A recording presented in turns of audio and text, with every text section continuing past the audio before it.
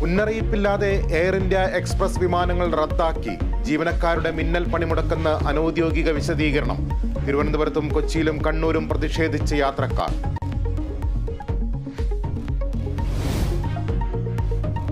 സംസ്ഥാനത്തെ SSLC പരീക്ഷാഫലം ഇന്ന്. പ്രഖ്യാപനം വൈകിട്ട് 3 മണിക്ക്. ഫലം കാത്തിരിക്കുന്നത് 4,27,105 വിദ്യാർത്ഥികൾ. ഹയർ സെക്കൻഡറി ഫലങ്ങൾ നാളെ പ്രസിദ്ധീകരിക്കും.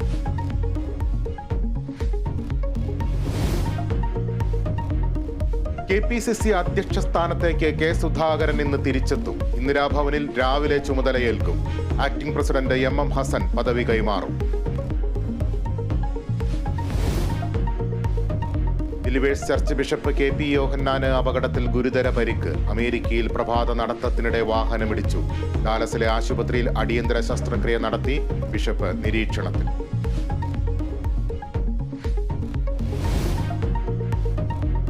കോവിഷീൽഡ് പിൻവലിച്ച് വാക്സിൻ ഉൽപാദകരായ ആസ്ട്രാസെനക്ക.